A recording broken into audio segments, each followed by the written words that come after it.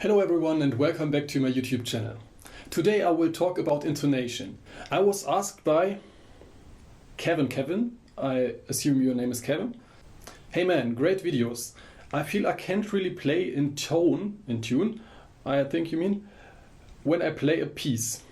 I can play in tune when I play scales. Can you make a video for improve the intonations? Thanks. First of all, for everybody, playing in tune or good intonation means to have the pitch of the note adjusted to the harmony you play in. We as violinists, or also if you play another stringed instrument without frets at the fingerboard, we are forced to do our intonation on the spot when we are at the stage or playing with another instrument.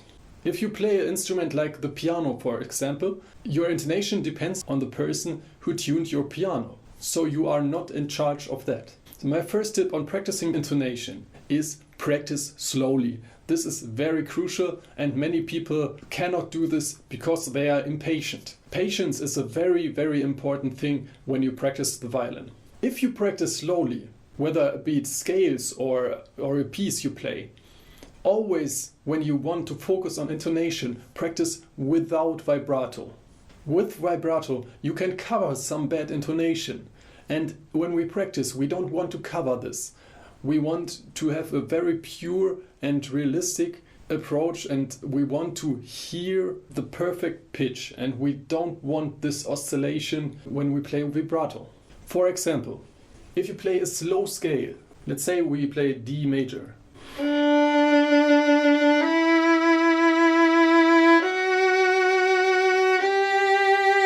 And so on. With this kind of vibrato, you don't really can go into detail of the intonation. When I now start this without vibrato,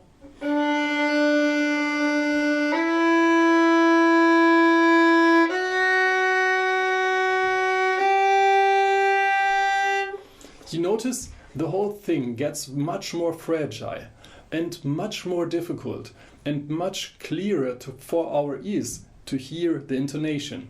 And that's our goal in practice. We should always focus on making things as clear as possible. So practicing one thing at a time. When you want to practice vibrato and tone production, then of course you can add a vibrato. But I would say before you practice a good tone and good vibrato, you should always check your intonation and play slowly and without vibrato. The third tip I can give you is be aware of your hand frame.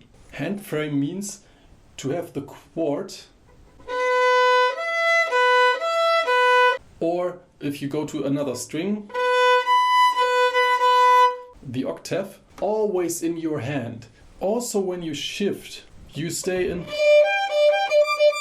your hand frame. As a general rule, try always to be aware of where your first and your fourth finger are. Of course, the fingers in between has also to be in the right position, but when you have the frame from 1 and 4, first finger and fourth finger, very clear in your mind and in your hand, then everything in between falls quite naturally. Another good practice for intonation are chromatic scales, also with one finger. Doing a chromatic scale with one finger means you shift every note.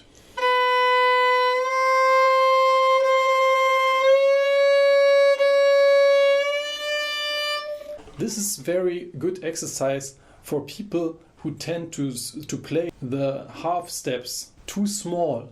It's very tempting to do this on the violin.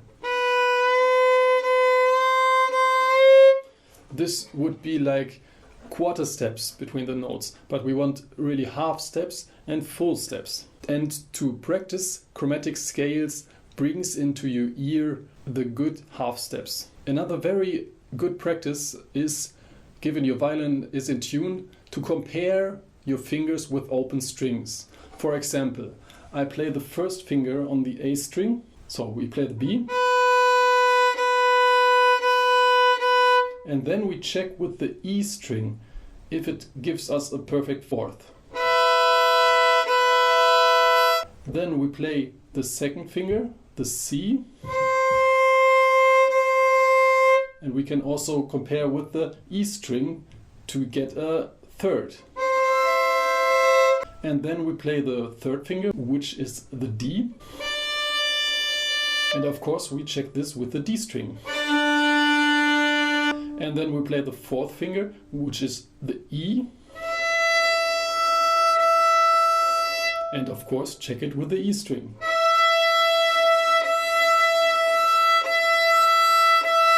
You can also play the notes after each other.